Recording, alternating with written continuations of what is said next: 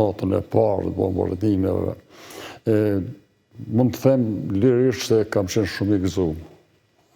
Jo veç unë, po krejt familja të gëzuar, sepse e ditëshim momentin kur do të kërset edhe pritshim lajmet e para se ranë bombat e para mbi Serbinë. Kjo ka qenë për mu një gëzim i madh ditën e parë, por ai gëzim nuk ka vazhduar edhe ditëve tjera.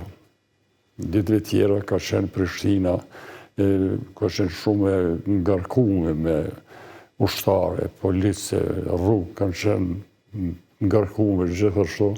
Ka pas djegje, ka pas vrasje, ka pas gjithë shkatër. Kur e mendoj atë kohë, me vërtet më duke si ëndër. Edhe fort nuk isha pas dëshirë ta mendoj shumë atë kohë, sepse po e konsideroj si të shkuar, e dash Zoti mos të ktheft kur. S'ka mujt me ndajt mrena.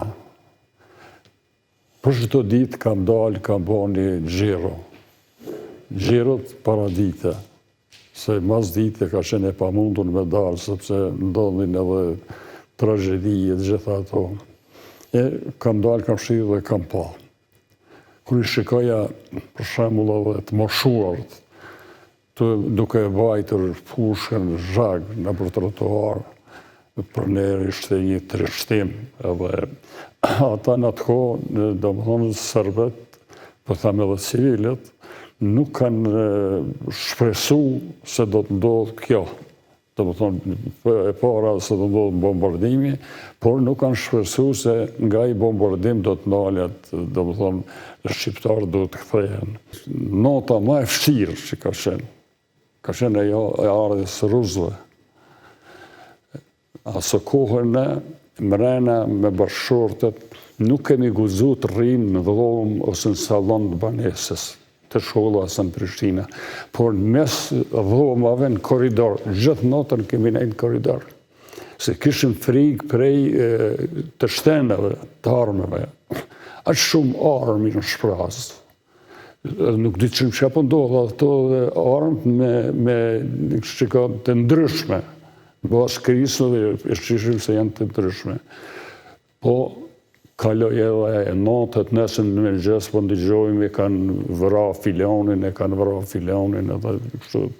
Edhe bukën e jepshin me, si shme thonë, me të njafshëm, atë kuptimin, se si po të mërëshin vesh si jeshtë shqiptar, ai furajia, ta mërëshin tash edhe sërbë të mërëshin atë punë bukëve, nuk në lejojnë, por mërënim, dhe më thonë, bashkëshortët tona, nga tunin të shpia, në banesë ku ishim, edhe furnizoheshim me bukë të qysh, por jo në atë mënyrën e ngopjes, që shtuat.